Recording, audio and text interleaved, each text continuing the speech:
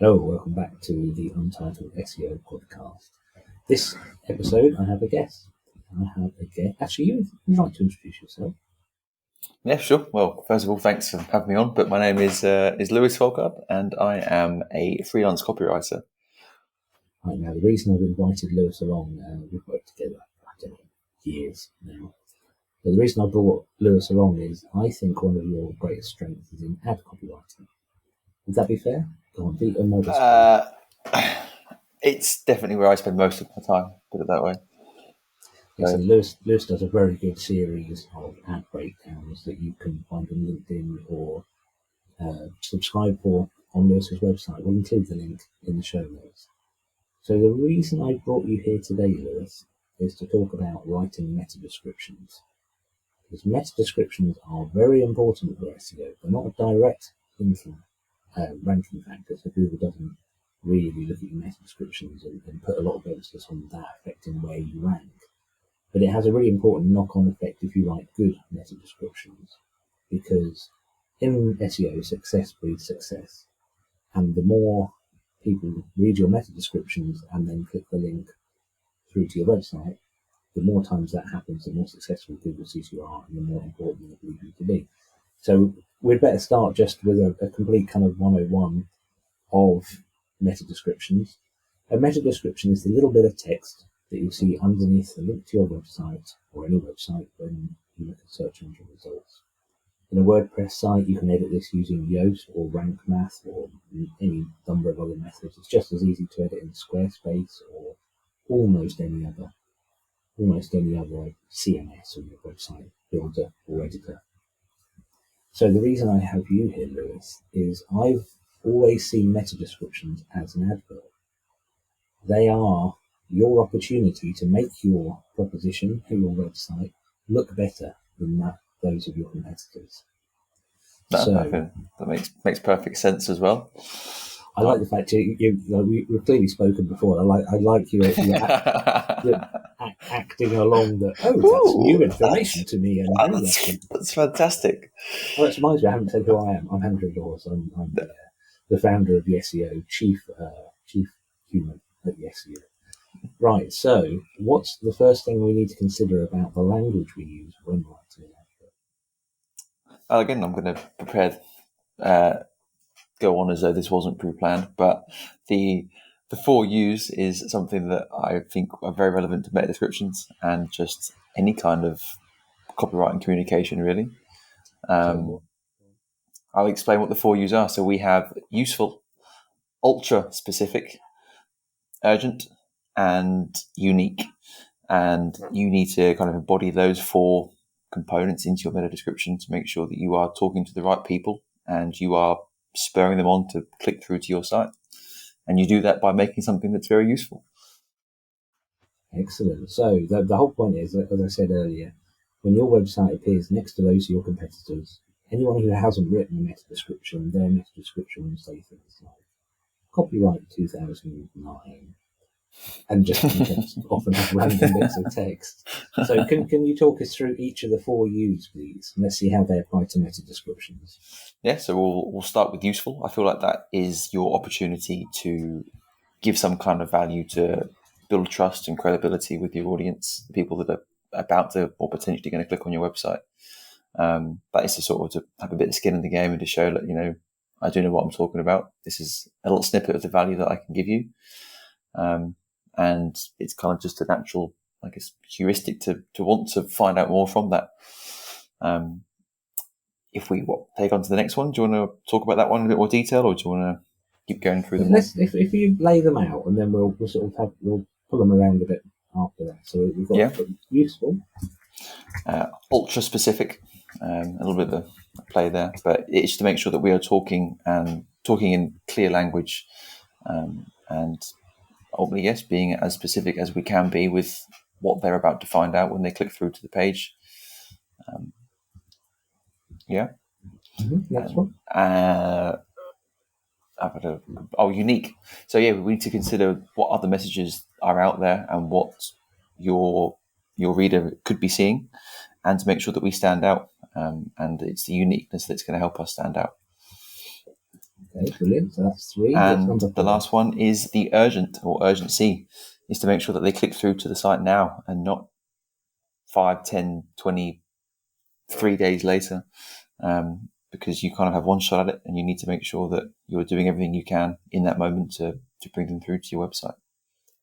I can see a lot of this is based in fairly traditional marketing, I guess. If you're thinking back to sort of magazine adverts or even newspaper adverts, these are the 4 things that you need to get people's attention. Yeah, and direct response side of things, yeah. Yeah, exactly. So, but I can also see that from a paid advertising background, this has been core to it for many years. But I've yet to find anyone talk about meta descriptions in these terms, because we only have 160-ish characters.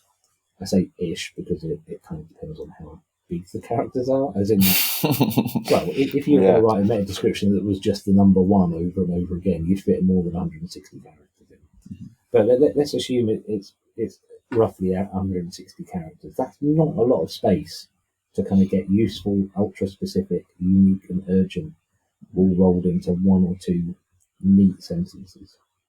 And I guess you just have to use everything you've got available. You've got a headline, can sort of go through and cater for 2 of the U's, for example, and your subcopy can then go through and sort of cover the other 2. And I guess it's probably best not to think of it as a checklist, because naturally you're not going to be able to get all 4 in all the time. But sometimes when the opportunity presents itself, you should make the most of it.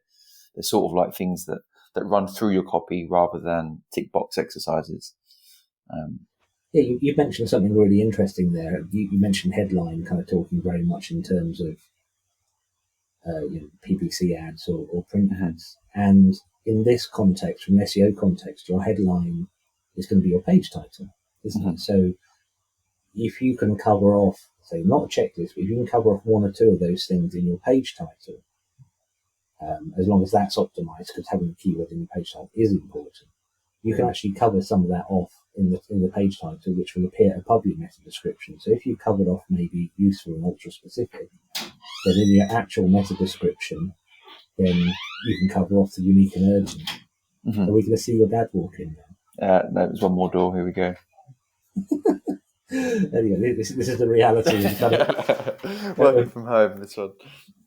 It's not just working. Listeners, I've worked with Lewis for a long time, and I've had meetings repeatedly while Lewis is in Colombia or Mexico or somewhere in the Far East. So this is fairly normal for us. Would you call it, getting sidetracked, but would you call yourself a digital nomad, or are you just a wanderer?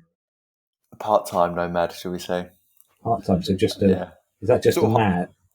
Yeah, I say 8 months or so of the year I'm dotted about other places in the world. So you're just a mad rather than a gnome. Yeah, literally. Okay. I want to try and come up with some examples here for how we could use the title and the description to write what in reality is an advert for a website.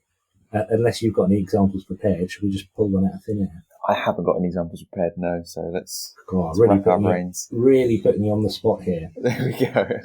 Okay, so if somebody, let's use a client that we've worked with mutually. Okay, so we've both mutually worked with a company called Wood Farm Barns. Hello, Carl. And they do dog-friendly holiday lets. So they have these kind of modern barns. They're not huge old barns, but modern barns. All have hot tubs, all have underfloor heating. They're all very nice, and you can take your dog. So if there was a page on that website about the things you get if you go and stay at this place, it's called Wood Farm Barns, just in case I didn't say that already, then the title, I'm going to leave with this, and you can optimize it, criticize it, or correct it. So I would lead with a title that said Wood Farm Barns. I'm going to make this deliberately poor, so you have to optimize it. So I would set the page title as Wood Farm Barns, Dog Holidays, the Extra Things. And in the meta description, I would put nice duvets, hot tubs, you get a breakfast basket, come and stay with us. That's so bad. It's so crap. It's certainly unique. I think it ticks one of the U's off there. What rubbish! I'd like to say for any of my clients that's not me. That's me deliberately not doing my best work there, and I'm deliberately making it poor. Some opportunities there for us to improve. So obviously, kind of your craft and skill isn't something you kind of click your fingers and pull out of thin air, and good copyright requires an awful lot of thought. And we both subscribe to the psycho-cybernetics kind of school of letting your brain mull things over for a while. But just off the top of your head, could you think of a better page title than Wood Farm Barns, the extra stuff you get? Let me just write this down as well, because I feel like that's, once I see it visually, I'm able to kind of just... Wood Farm, into the method. Yeah, Wood Farm Barns. What was it, sorry? Dog friendly, the extra stuff you get. Dog friendly, the extra stuff you get. Nice. And then my meta description was nice place to stay, hot tubs, breakfast basket. It's getting worse by the minute. New doormats. Dogs welcome. I mean, yeah, there's definitely some stuff there. So we can, the extra stuff you get. It depends on how much space we've got left really for the page title, but we need to make that more specific. Mm-hmm. An example we could do with the subcopy, a nice place to stay. Nice is very vague, and we can, again, pick something that's more specific and talks to a desirable emotion. Nice is, just way too vague. Dog basket, we could even go into details on what kind of dog baskets, whether they cater for all sizes and shapes. Even the materials they're made out of, anything that's kind of got that specificity, I guess is the correct way. Just is a lot more believable as well. It just helps paint a clearer picture in your reader's mind. I ought to say as well that any time we write this kind of thing, or whether we get Lewis's help, it's always led by how well you know your own client. So you'd never write an advert or an article for a client who you didn't fully understand. I don't know. I don't need to make caveats. I mean, I made clear that it was a daft example. But one of the things that any good marketer would know is what it is that motivates their audience, their potential customers. And there are certain psychological prompts that work almost across the board, as I understand it. Yeah, pretty much. Pretty much. Well, just some evolutionary things that, flaws, and I say not flaws, they're good for us. But as marketers. Yeah.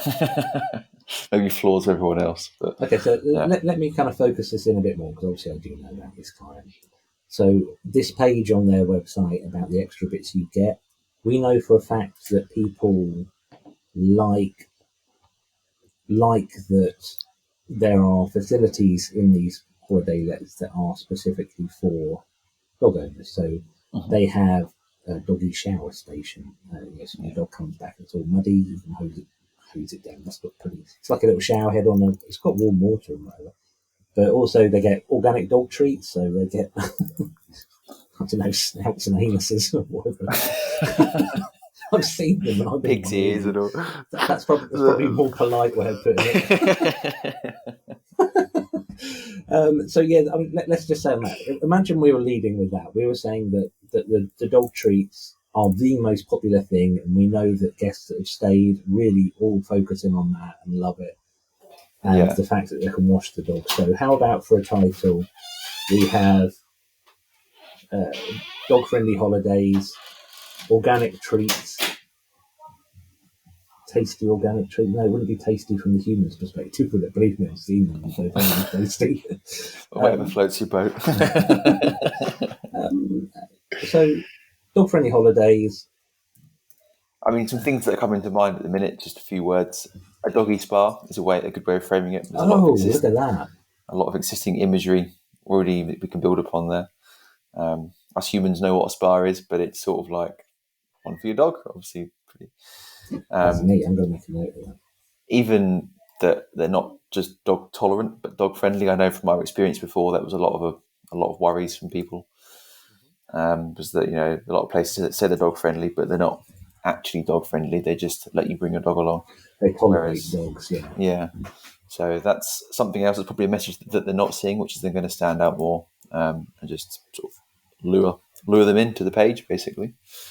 Yeah. Okay. So I'm not going to sort of go all the way to the finished product here, but introducing something in the title that meets with the SEO requirement, which is dog friendly, cottages or lets or whichever we choose, but also putting in something that inspires some mental imagery in the reader. I think it's an easy way to get more out of less characters as well. If you've got things that already exist in our minds, Aspire is only 3 characters, and you're going to get a lot of pre-existing emotions and thoughts and feelings from that you can build upon. So pre-existing emotions, I love the phrases you use, but I'm going to ask you to break some of them apart. Pre-existing emotions. So somebody's looking at Google search results and they're scrolling down things. Can you give us some other examples of pre-existing emotions? If we delve into that a bit more, we know what Aspire is. We know what it represents and how it makes us feel going through that.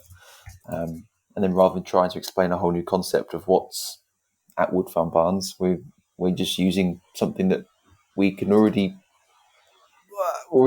build upon, I guess, but just sort of give it a little unique twist in a way that favours who we're trying to talk to. That's lovely. So I say we're not going to drill it all the way to the end, but I think, all right, we've got a title now that has some emotion, it has some connection with the people who are reading it. They're going to look at it and understand what it is. They know what's going on. It's a proposition they understand. So for what you call the do you call it a sub copy? Sub copy. I'm not sure what the correct term is. Okay. We'll just call it sub copy. So for meta description. So in our title, out of the 4 things, we've got unique, and we've got. I think that's is that ultra specific, saying there are treats or. I guess so. Yeah, I would see. Local snouts and anuses. I'll put that as the podcast title. Suffolk-based dog snouts and anuses.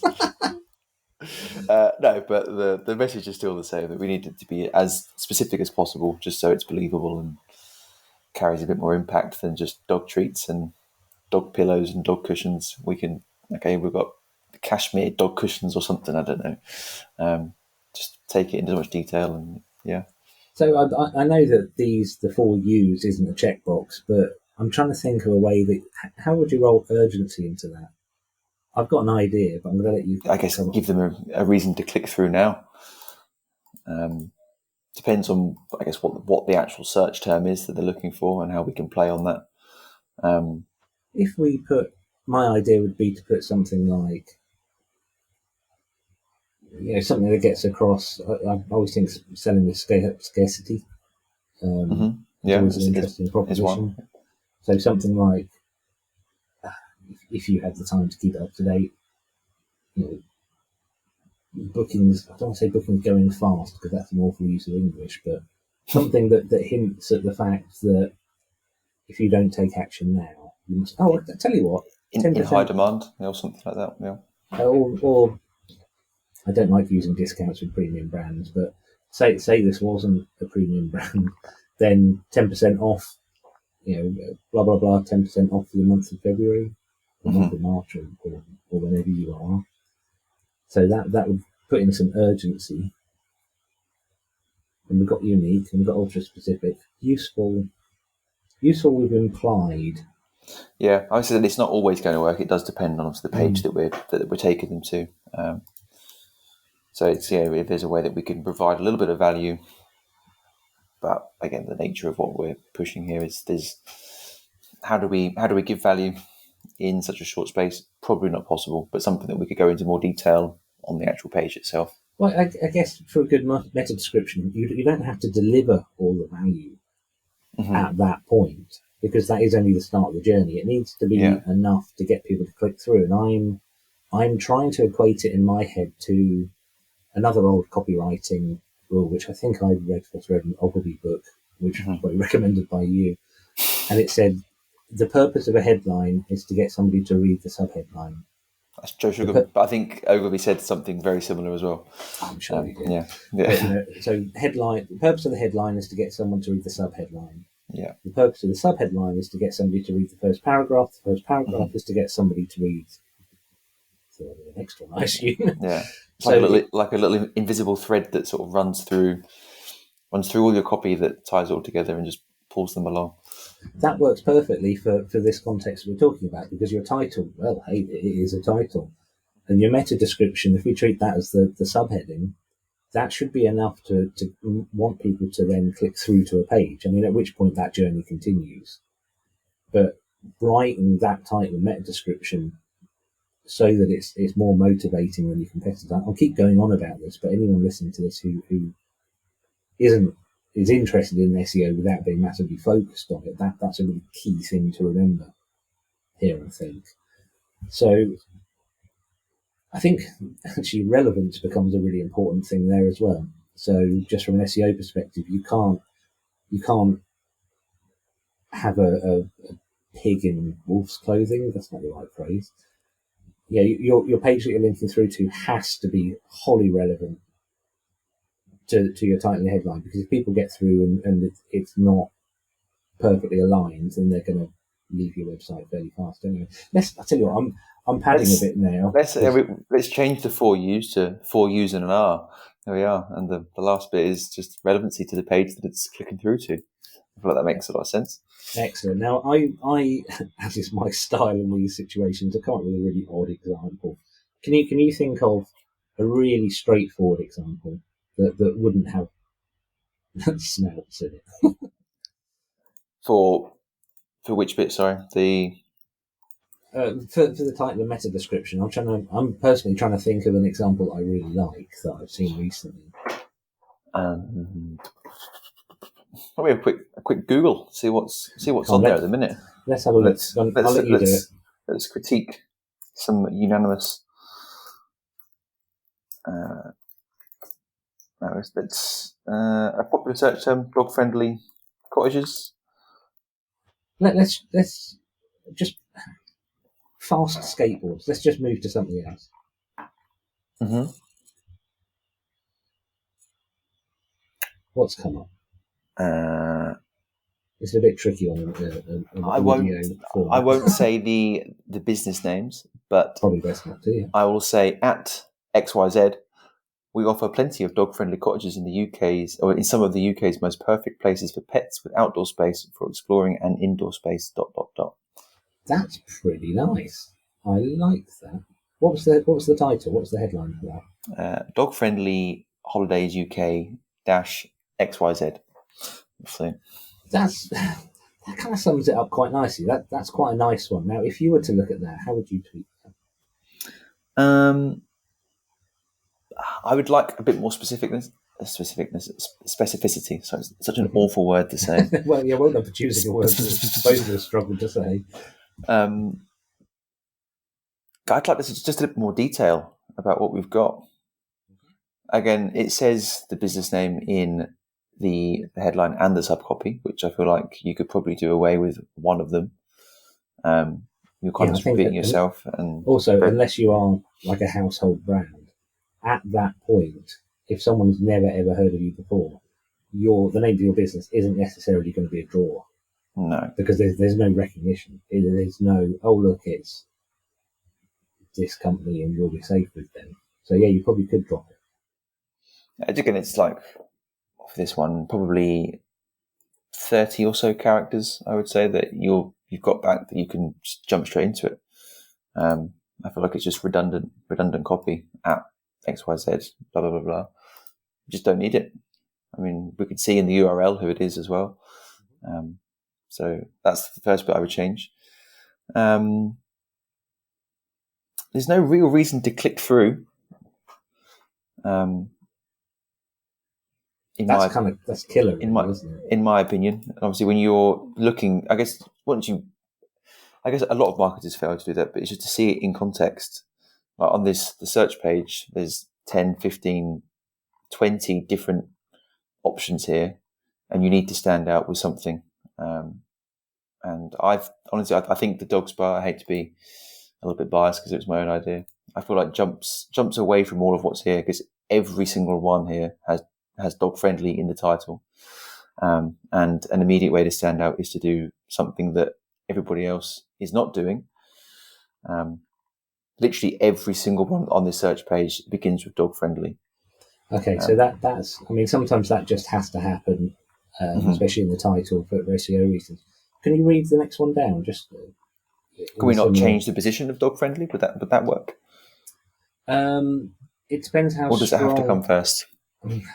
There's a thing in SEO called keyword prominence, and I don't think it's as important as it used to be.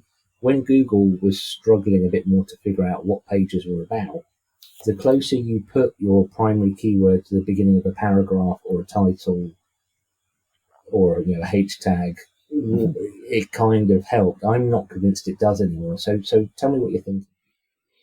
Yeah, it's just the same pattern. Every search result. Oh, so as you're looking down the page, everything is just dog friendly, dog friendly, dog friendly, dog friendly, dog friendly.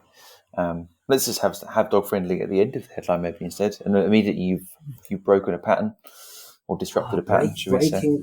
Right, I like this. This isn't something I know a great deal about. So what's the advantage of disrupting a pattern?